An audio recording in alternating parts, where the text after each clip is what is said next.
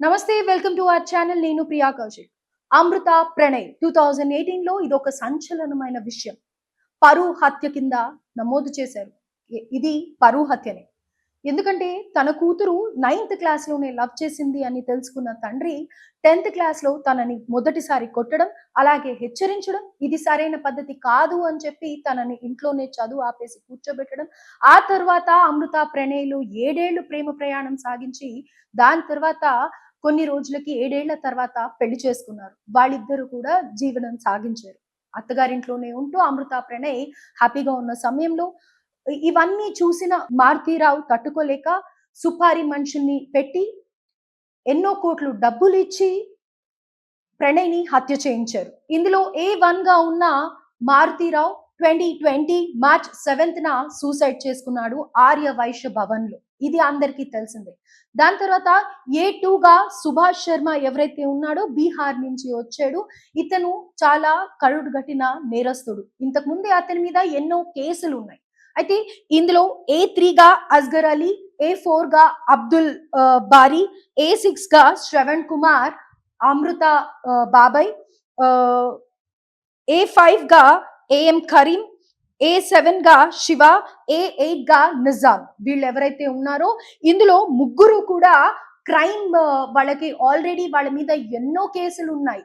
అయితే విస్తుపోయే నిజాలు ఏంటంటే ఇందులో అస్గర్ అలీ ఇంకా అబ్దుల్ బారీ ఐఎస్ఐ ట్రైనింగ్ కూడా తీసుకొని ఉగ్రవాద శిక్షణ తీసుకొని ఆల్రెడీ ఎన్నో ఉగ్రవాద కుట్రల్లో పార్టిసిపేట్ చేసిన చరిత్ర వాళ్ళకుంది. ముఖ్యంగా చెప్పాలి అనంటే గుజరాత్ సీఎంగా మోడీ ఉన్నప్పుడు హరణ్ పాండే అనే కేసులో ముఖ్యంగా వీళ్ళ పాత్ర ఎంతో ఉందని చెప్పి ఈ ఇన్వెస్టిగేషన్ లో తెలిసింది. మొత్తానికి అమృత ప్రణయ్ కేసులో 1600 పేజీల ఛార్జ్ షీట్ అయితే దాఖలు చేయడం జరిగింది.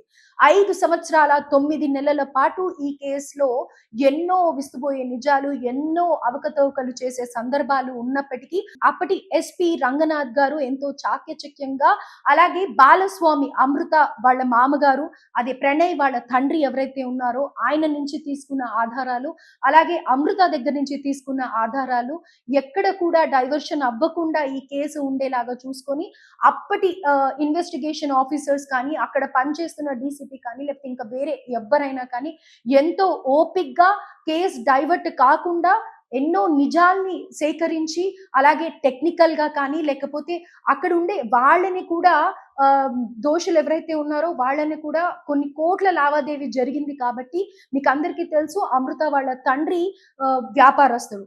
ఆయన చాలా పెద్ద మొత్తంలో వ్యాపారం చేస్తూ ఉన్నాడు. ఇంత పెద్ద ఐఎస్ఐ ట్రైనింగ్ తీసుకున్న వాళ్ళని సుపారీ ఇచ్చి పెట్టారు అంటేనే మీరు అక్కడే అర్థం చేసుకోవచ్చు. అలాగే మనకి తర్వాత కూడా ఎన్నో సార్లు కొన్ని కోట్ల ఆస్తి ఉంది అని అనేసి కూడా తెలుసు. అయితే ఇది మొత్తం కూడా A2 సుభాష్ శర్మ ఎవరైతే ఉన్నారో అతనికి డెత్, అలాగే పెనాల్టీ 15,000, మిగతా వాళ్ళందరికీ కూడా లైఫ్ శిక్ష పడింది. అంటే వాళ్ళు బతుకున్నన్ని రోజులు కూడా జైల్లోనే ఉండాలి. అలాగే ఇప్పుడు ఈ కేసులో వాళ్ళు బెయిల్ తీసుకోవచ్చా అంటే బెయిల్ తీసుకునే అవకాశం లేదు, కానీ అప్పీల్ అయితే చేసుకోవచ్చు. చేసుకున్న సందర్భంలో సుప్రీం కోర్టుకి అయితే ఈ కేసుని పంపించడం జరుగుతుంది, కానీ వాళ్ళకి బెయిల్ వచ్చి ఇంటికి వచ్చే ఛాన్స్ అయితే లేదు.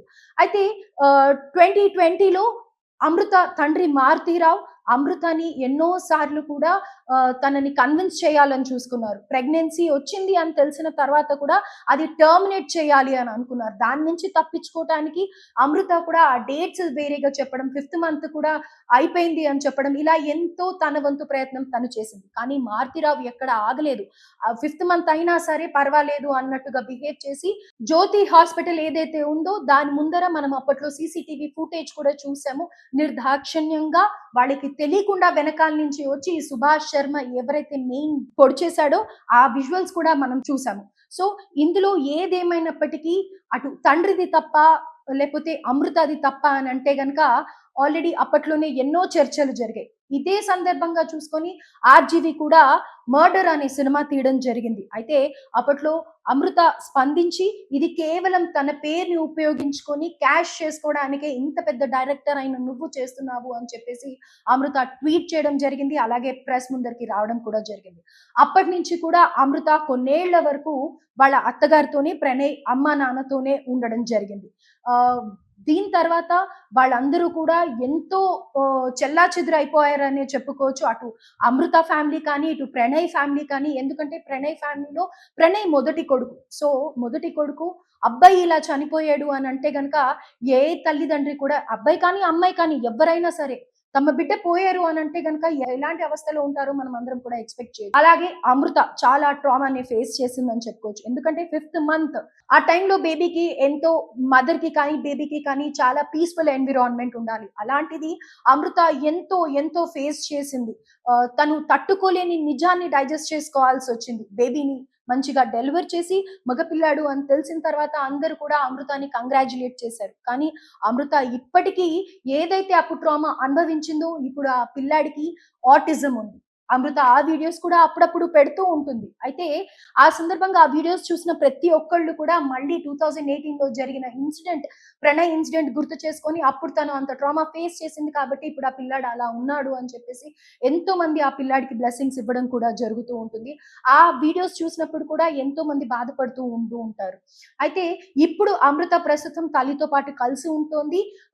విహాన్‌ని కేర్ తీసుకుంటోంది. అమృత కొడుకు పేరు విహాన్‌ని కేర్ తీసుకుంటుంది. తన యూట్యూబ్ ఛానెల్‌లో కూడా మనం చూస్తూ ఉండొచ్చు ఆ వీడియోస్. అయితే విహాన్‌కి ఇంకా మాటలు రాలేదు. మొత్తానికి ఏదేమైనప్పటికీ విహాన్‌కి కానీ, అమృతకి కానీ ఒక సపోర్ట్ ఏ ఆడపిల్లకి కానీ పెళ్ళైన తర్వాత భర్తే ఇంపార్టెంట్ ఉంటుంది. ఎంత ఆస్తి ఉండని, ఎంత అనుభవిస్తూ ఉండని పక్కన తను కోరుకున్న మనిషి, తనకి సపోర్ట్ ఇవ్వాల్సిన మనిషి, తన హ్యాపీనెస్ ఉన్న మనిషి, తన కంఫర్ట్ ఉన్న మనిషి లేకపోయాక ఎన్ని కోట్లున్నా, ఎంతమంది ఉన్నా అది తీర్చలేని బాధ. అలాగే ఇక్కడ మారుతీరావు విషయానికి వస్తే, మారుతీరావు కూడా నిజంగా తప్పు చేశాడా అనంటే గనక, అప్పట్లో పెళ్ళైన తర్వాత వాళ్ళు కొన్ని ఫోటోలు ఏవైతే ఉంటాయో, పెళ్లికి సంబంధించిన ఫోటోస్ కాకుండా, వాళ్ళిద్దరూ క్లోజ్‌గా ఉన్న ఫోటోస్ కానీ, రెచ్చగొట్టే విధంగా ఏవైతే ఫోటోస్ పంపియడం జరిగిందో, అది మారుతీరావుని మరింత ట్రిగ్గర్ చేసింది అని చెప్పుకోవచ్చు. అదే కక్ష పెంచుకొని, పగ పెంచుకొని, అగ్రకులానికి చెందిన అమృత, అలాగే దళిత కుటుంబానికి చెందిన ప్రణయ్‌ని పెళ్లి చేసుకోవడం మారుతీరావు ఓర్చుకోలేకపోయారు. అంటే బహుశా మేబీ ఏ తల్లిదండ్రి అయినా అన్నాళ్ళు కని పెంచిన, పోషించిన, అల్లారు ముద్దుగా పెంచుకున్న తల్లిదండ్రులు అలానే రియాక్ట్ అవుతారేమో కాదనము. కాకపోతే చంపడం వరకు ఒకరిని చంపేంత హక్కు మాత్రం ఎవరికీ లేదు. ఇంకో విధంగా ఆయన కన్విన్స్ చేసుకొని ఆ పిల్లని మందలించి ఉంటే గనక, అమృతాన్ని మందలించి ఉంటే గనక అది బావుండేది. కానీ ఈరోజు ఎవ్వరూ లేకుండా పోయారు. దీంట్లో ఇదే బాధలో మారుతీరావు కూడా సూసైడ్ చేసుకోవడం, ఆ విజువల్స్ కూడా చూసి ఎంతో మంది సానుభూతి తెలపడం చూస్తూనే ఉన్నాం. కానీ ఏదేమైనప్పటికీ ప్రేమించిన తర్వాత, పెళ్లి చేసుకున్న తర్వాత పిల్లల్ని సుఖంగా ఉండాలని కోరుకోవాలి కానీ కులమో లేకపోతే అంతsto అని చూడొద్దు. అంతస్తు మీకుంది, ఆస్తి మీకుంది. ఇది చెప్పేవాళ్ళం మేము ఎంతగానో చెప్తాం కానీ, అనుభవించే వాళ్ళకి తెలుస్తుంది అని అంటారు. ఎగ్జాక్ట్‌లీ. కాకపోతే ఒకరిని చంపే హక్కు గాని లేకపోతే వాళ్ళని హింసించడం కానీ ఎవరికీ లేదు. ఇప్పుడు ఎవరు మిగలకుండా పోయారు. ఎవరికీ జీవితం అనేది లేకుండా పోయింది. ఏదేమైనప్పటికీ ఇదంతా కేస్‌కి సంబంధించి అమృత ఎలా రెస్పాండ్ అవుతుందో, అలాగే అమృత, ప్రణయ్ ప్రణయ్ వాళ్ళ అమ్మగారు కానీ, నాన్నగారు కానీ ఎలా రెస్పాండ్ అవుతారో వేచి చూడాల్సి ఉంది. అండ్ అమృతకి మంచి జీవితం ఉండాలని, విహాన్ తొందరగా ఆటిజం అనే దాని నుంచి బయటికొచ్చి అందరి పిల్లలాగా